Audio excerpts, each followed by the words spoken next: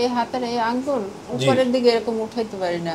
আচ্ছা আর কোনো কোনো ওজন বলতে নিতে পারি না। হাতে মনে আচ্ছা হয় কি ওই কবজির ওদিক দিয়ে বল নাই। হুম এরকম মানে এক গ্লাস পানিও উঠাইতে গেলে কষ্ট হয়।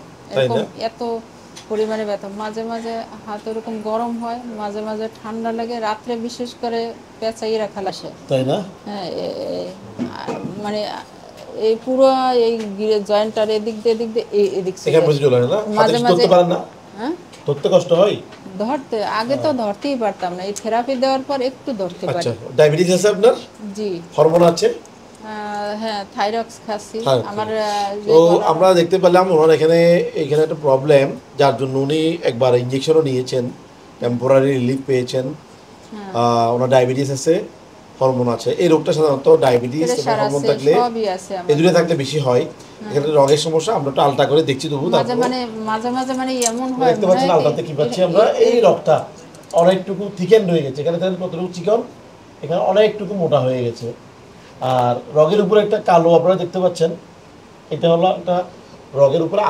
আবরণীটা অনেক মোটা এখানে দেখেন পাতলা কালো চিকন এখানে অনেক মোটা এই রগটা মোটা হয়ে গেছে এই রগটা মোটা হয়ে যাওয়াতে এই রগকে চেপে ধরেছে কালারটা হয়, হয়, আস্তে আস্তে মনে হয় কি এরকম ছটছট করে মাঝে মাঝে। হ্যাঁ। এখানে একটু মানে আমার সব কিছুতে কষ্ট, আমি কিছুই জায়গায় করতাম তাই না নিগড়াইতে পারি না। আগে ভাতও খাইতে পারতাম না, এই থেরাপি দেওয়া একটু ভাত কেটে খাইতে পারি। এক গ্লাস পানি উঁচু করা বা জগ উঁচু করা, এক মগ পানি উঠানো, কিছুই এটাকে আমরা বলি ডিকুয়ারভেন্স এমনকি টেনোসাইনোভাইটিস সাপ্লাইয়ের পানিটা যদি ওই জায়গায় পড়ে আমার হাতে জি তাও ব্যথা লাগে। আগে তো বেশি লাগতো থেরাপির সাথে কারণে। ওনার এখানে দেখতে পাচ্ছি আমরা এই জয়েন্টটাতে একটু ক্ষয় আছে অস্টিওফাইট আছে হাড্ডি একটু ক্ষয় আছে অস্টিওফাইটোসিস কেমন আর ডায়াবেটিস কি কন্ট্রোল করতে হবে নাকি যাবে কি সে ব্যথা?